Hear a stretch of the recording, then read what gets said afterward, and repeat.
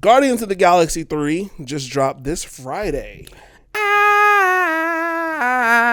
What kind of feeling? Bam, bam, bam. I have to believe it. Bam, bam, bam. I'm in love with me. You have been singing the song the entire time so far. Bam, bam, bam. I always think about that song when I'm thinking about Guardians of the Galaxy. Yikes. This is this the second film of Phase 5? Yes. Setting the tone early for Phase 5, obviously, with Ant-Man, Quantumania, which wasn't one of our favorite Marvel movies, but it would seem like things kind of took a change in this movie. Which, oddly enough, was the second of the double feature at the drive-in where I was watching it. It was Guardians and Ant-Man together, and then they had Super Mario with Puss in Boots. I don't know why that went. Probably trying to mix a new movie with the older movie since they didn't have a full slate, but that makes sense. We ended up buying tickets to both, so we saw Mario and then Guardians. Went over and watched Guardians. That was a good move. Yeah. You know, obviously a lot of things happen in this movie. This seems to obviously be the end of the trilogy for the Guardians of the Galaxy, which is kind of... Or at least this iteration. Yeah. I think, honestly, they did do a lot to kind of close the book on several things, at least, like you said, for the time being, temporarily. You know, without... Well, I guess we can give spoilers away. This is a spoiler review. Spoiler review. So Star-Lord is obviously not going to be with the team anymore, and it's a completely different iteration that features Rocket, which is going to be the leader. So Rocket doesn't die, which I was happy about. Hey, listen, there were so many times where I felt like there was a character that was going to die, and I legitimately believed that they were getting ready to go out. Yeah. And they didn't end up going that way, but I actually believed that they were going to go. Yeah. Several times. Drax... I thought they were going to kill Drax in the first 10 minutes. I was like, yo, there's no way. There's no way. Yeah. Drax, Rocket, Peter Quill, Groot at a certain point. Yeah. When Adam Warlock... First of all, okay.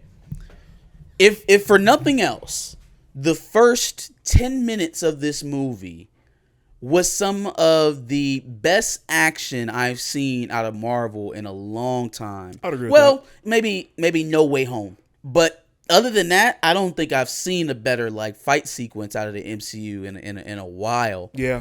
That was a dope scene. And so for nothing else, that was what Will Poulter was there for. Because other than those 10 minutes, I was like, why?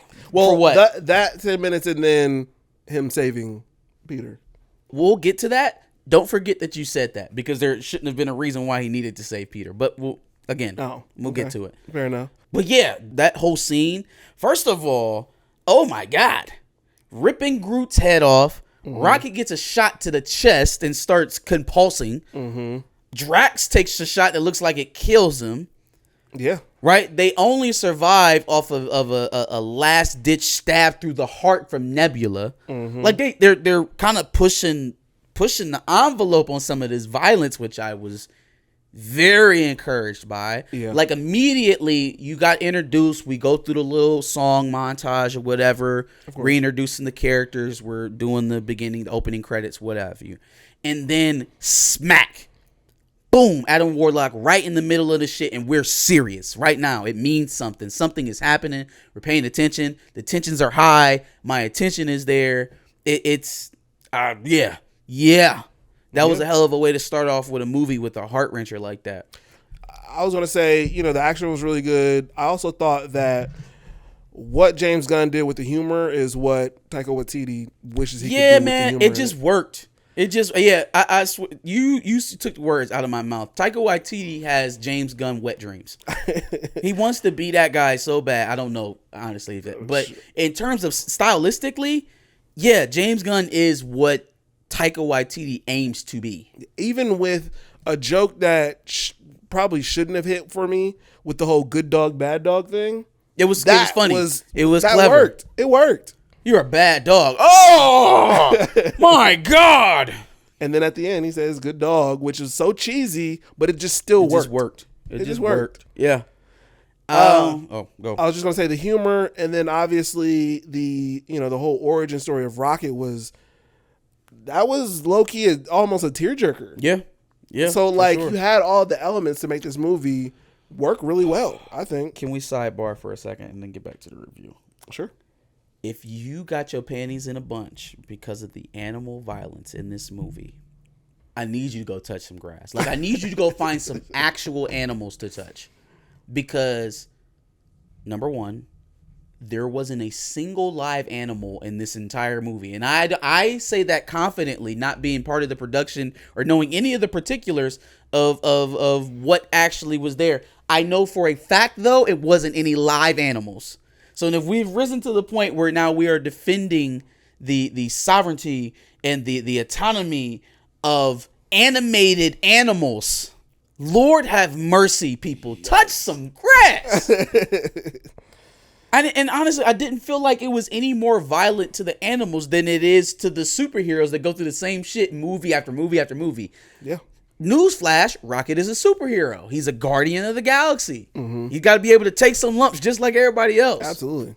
For sure. It honestly made him a more endearing character for me, this whole story, because up until this point, he's just been the, the kind of off-putting comical relief that is also, sometimes a really kick-ass character, but doesn't really show the emotional depth that make me really want to know what happened with him. Yeah. And that's what this movie did. Mm-hmm.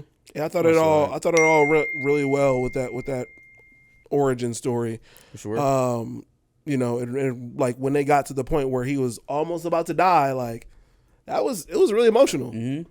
I just feel like it all worked kind of together pretty well, and nothing was too cheesy or overdone or anything like that. Speaking of the Taika Waititi having James Gunn wet dreams, the way that they handled the Star-Lord Gamora thing, as opposed to how they did Thor Jane Foster and Thor Love and Thunder, fam, night and day difference. Yeah. Same concept, right? Same idea, same setup, altogether different execution, and one goes over seamlessly and within the context of the story, and the other one is a constant, ever-present distraction from what you're supposed to be looking at. I was just about to say that relationship in Guardians didn't really overshadow any of the other parts of the story at all, but which you made still it felt it though. Yeah, you still felt Star-Lord longing for his love that was lost during the Infinity Saga, even though she's literally standing right here in front of him physically. He can touch her, but she's not there. Yeah, right. I still felt all of that without the quippy jokes and the cringy back and forths and the walks down memory lane in the middle of a battle. You know what I'm saying? Like, it just didn't. Even when you got a little bit of some of that stuff, because there were some points where they were in transitive fights and they were talking about stuff. But I found it a lot more seamless and a little bit more within the context of the story than what we got delivered in Thor Love and Thunder, for sure. Yeah. And then even outside of that, I just felt like the character development for some of them, like Drax, for example. Drax got to be intelligent for at least half a second. For like at least a half a moment, Drax got to be intelligent. And we also find out that he speaks a lot of different languages. That's cool, I guess. Yeah. It wasn't like any character was there just for no reason.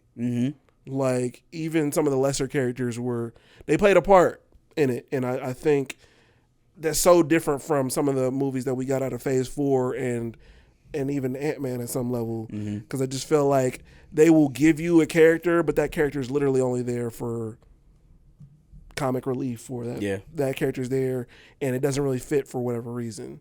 High Evolutionary was dope. And I like that they gave us a villain that was bad just for the sake of being bad. Like, he was a vain, egotistical, maniacal character who didn't necessarily need a redeeming quality or need to be humanized in a way to make you relate to him. He was just a bad guy who was bad because he's a villain. Yeah. Right? Like, there wasn't this multi-layered thing where, he's bad, but really feel why he's bad. Understand, because he's kind of like you. Like, no, he's just a bad guy. Right? And it was very easy to hate him as a bad guy, but still enjoy his performance in that role. One, because he's a very good actor. Two, I believe he's got some like some Broadway chops. I can't think it. It's like Chima. I don't want to butcher his name. Yeah, don't do that. I'll just put it in words underneath. But got some Broadway experience, and also I felt it because it's just kind of a callback to classic bad guys who don't need some endearing backstory to make you feel their plight. Yeah. Right. He's just the bad guy. Yep. And he is one track in that way that he is going to do the evilest of evil things, period, because he wants to. Mm-hmm. Now stop him. You know, it sounds overly simplified, but at the same time, I just feel like it works in this genre a lot more than trying to make you like the villain before you eventually kill him. And they didn't kill this guy either, so another happen with that. You know, tip of the cap, because that's not typical for it to either redeem or kill the villain by the end of the movie. Mm-hmm. It just wasn't. It was just a good story that was balanced for everyone that I feel like a lot of people could connect to and identify with. Yeah. And that usually happens when you make a good story for the sake of making a good story. Right? You end up checking the boxes that you want to check anyways if you just go into the story wanting to make a good story, as opposed to trying to, I don't know, change people's mind with your movie. Yeah. I don't think that's ever really been done successfully. And I don't even think that's something that's incumbent on a director of a movie to do, or a writer of a script to do. It's not incumbent on you to change people's mind.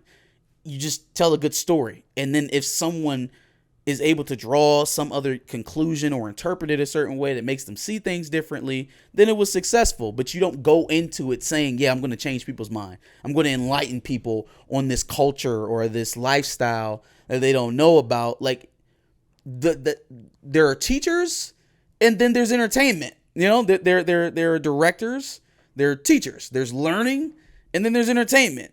There's not many people who are signing up with their movie ticket for a dissertation. Right. Facts. So, yes, much better way of saying that than saying, oh, see what happens when you don't put your woke bullshit in my movies?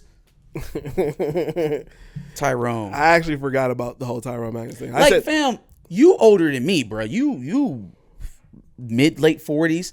You know far better than me what the word woke meant prior to white YouTubers appropriating that word. So, like, don't just give it up to. You're supposed to be one of the people that's able to tell them to stop saying that shit like that. Because what it comes off as is just like, oh man, get that woman, black, young stuff out of my face. Not even young. Just anything that's not like what they are. Heterosexual white male. Yeah. Yeah. And that's what it sounds like coming out of y'all's mouths. Don't compound that. Don't do that. Don't accept the way that they use woke now as what woke means. Every time now I'm starting to see more and more like black commentators use that shit. And I want them to define it to me, because I know that a lot of the people who are using that can't define it, because what they really mean is that all this other stuff. Because that's what you really mean. You don't want to say it out loud, but that's what you mean. All this non-white, non-straight stuff. It's coded language. You know what I'm saying? It's a dog whistle. Don't use they dog whistles. Come on, man. I like you too much for you to do some shit like that. Yeah. So the things that we didn't like. I heard somebody say this prior to me going to see the movie, and I will admit that it made me pay extra attention to it. But the arrangement of the songs in this movie was a little weird to me. With some of the, like, what was happening on screen and then what we were hearing. So I think we were watching Reasons. I was about to say, we were listening to Reasons while they were escaping. Yeah. And they were like on a high speed chase, and it was like, okay, yeah, I'm singing, but like, what does this have to do with? It doesn't feel right. And they are usually very good about that with matching the soundtrack to the action. Mm-hmm. This movie felt a little off. First of all, it felt decidedly slow in terms of music selection. Yeah. There was no, until we got to the final scene, there was no like heavy rock or 80s ballad rock. Mm-hmm. No Journey, Aerosmith, that kind of stuff that you would typically see in Guardians. I don't know. It was just a little off. Yeah. No, I agree with that. I thought that, Adam Warlock's character was hyped up so much more than the actual villain for this movie. And so I would have figured he would have much more to do in this movie. And I think they should have let Adam Warlock do what he just did in this movie in Guardians 2. First of all, we wouldn't have had that lull in the middle of the Guardians trilogy where we don't even deal with that like golden race of people, so that they don't seem like they just come out of fucking nowhere. We saw them in Guardians 1, then all of Guardians 2, you don't see them until the after credit scene, and then now they're right in the beginning of Guardians 3 with Adam Warlock. It's just weird because it felt like it would have been a better connection had they followed up in the second movie with Adam Warlock. They don't have to show up as prominently, as they did in this film, but he just pops up. He has a quick battle scene. Maybe that's the reason why they crash on Ego, the living planet, instead of what it was, which I don't think it was anything that was consequential to, the story or the Infinity Saga, how they actually crashed on Ego. So it could have been Adam Warlock. Boom, here comes Adam Warlock. Oh, they were no, you know what? They were being chased by them people. They were being chased by the gold chick. Because Rocket stole some crystals or some shit. They could have released Adam Warlock at that time. He had a quick fight skirmish. He's not grown enough, right? Because the High Evolutionary forced him out of his growth cycle early. So then he obviously loses pretty quickly to the Guardians. They escape. They find Ego. Go on with the rest of the movie. Adam Warlock disappears, goes back into his hole until Guardians 3. Then maybe it actually feels like something. Then maybe we're like, oh shit, he's back. And now he's fully powered. But we saw Kid Adam Warlock. It was underwhelming. And now we fast forwarded to him actually being on the Guardians. It's like I would have liked to have seen them fight Adam Warlock at full strength. Yeah. But, whatever. It is what it is, I guess. Why shouldn't the bro died? Or why shouldn't Adam Warlock have saved Star-Lord? Oh, the inconsistency on how space works. So, there was a time where Drax, Mantis, and Nebula, they all jumped onto the High Evolutionary ship as it was taking off from the planet that he destroyed, right? Yeah. And so as they're rising out of the planet's atmosphere, they can't breathe. They're starting not to be able to breathe until they get in, and then the ship's wall seals behind them as soon as they get in. Okay, so we're clearly establishing very hard to breathe in space. Cool. Not too soon after that, or not too late after that, Gamora and Star-Lord are flying their ships trying to get to the High Evolutionary ship. They're flying in their little shuttle trying to get to them because they got separated, right? Well, then Adam Warlock comes and crashes right through the hull of the ship. Nobody starts gasping, cabin pressure, at all. Nothing. I think they actually crash into the ship with their ship. Again, nobody.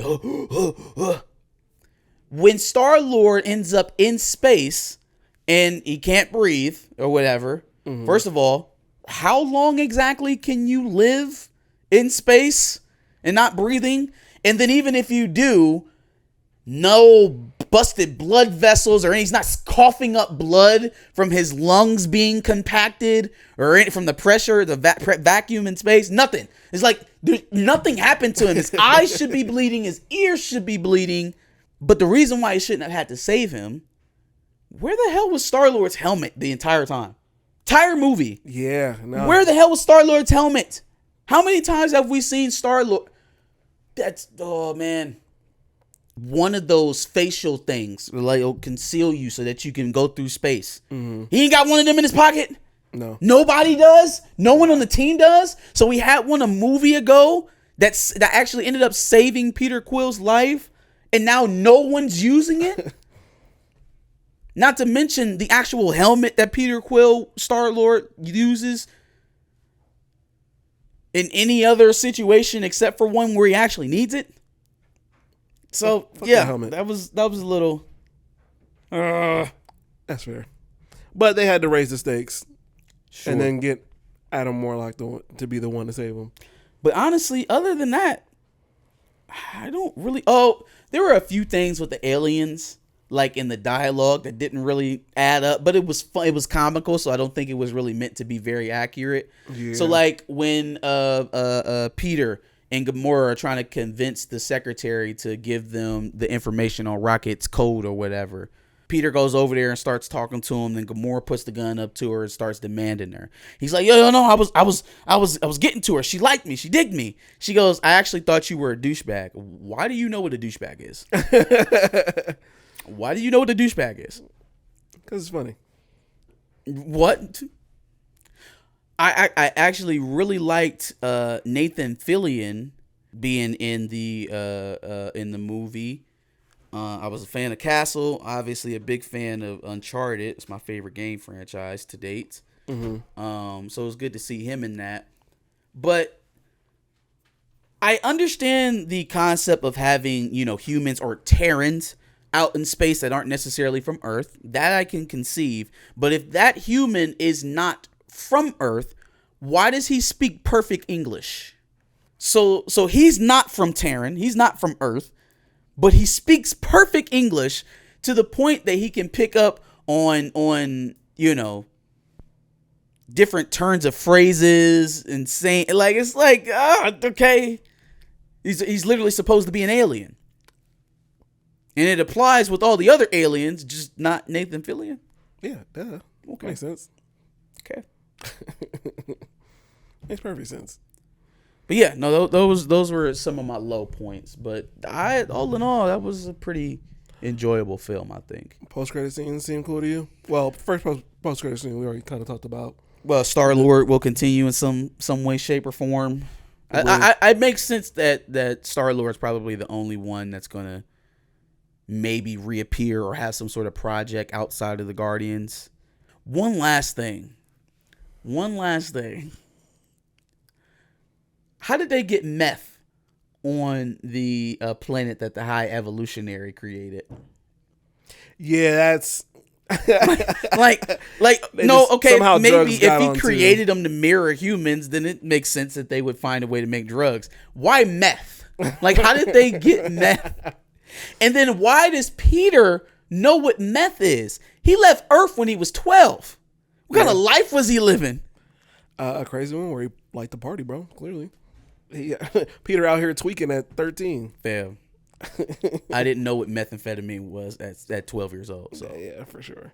I don't know. That was a little funny. But yeah. What did you give it? Give it a score. Oh, let's see. We did John Wick. We did Ant-Man. Did we do anything else this year so far? I think that might be just those two. I feel like we gave something an 8 or 8.5. I gave John Wick 8.5. Okay.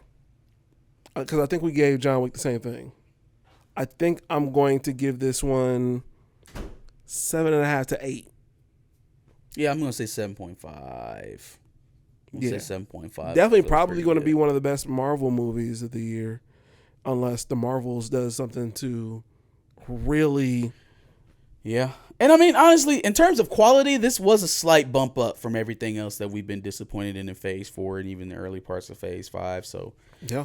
It has been a slight... I mean, shit, we've been ranking everything else 5, 6. You know what I mean? It's nice to be able to give a positive one. Yeah. Especially a positive one to Marvel. This was definitely an above average movie and one that has decent rewatch value for me. Talk around the projections, shooting around 114 million, kind of coming well underneath what they projected. We'll see. We'll see what it ends up being, because I mean, until we get the final numbers out of this weekend, none of the articles that are being written about it really matter. And honestly, I don't know what that does in terms of making me believe or disbelieve how this movie is tracking, because they're so willing to speak about it preemptively. But we'll see. Shitting on Disney is in vogue at the moment, so we'll have to wait for the actual numbers to come out to see how it does. Absolutely. I'm saying in terms of quality, though, this is a notch above what they've been providing us. So if this is where they're going, I'm pleased. I agree with that too. I'm pleased. Have you seen the movie yet? If you have, give us your thoughts. Put them in the comment prompt below. Make sure you like, share, and subscribe. Come back every week. We usually have some sort of review content coming out. Busy summer for movies, so we'll have a lot coming out for you. Absolutely. And make sure you check out our previous movie review that we did, which was John Wick. Or if you're here for Marvel content, check out our Ant-Man review. And then make sure you subscribe. Like he said, we like to do review content quite a bit. And also, like he said, it's going to be a pretty busy movie season. I think the next one is Flash, maybe. Flash. Okay. I was going to say, there's still other movies. There's still Fast X.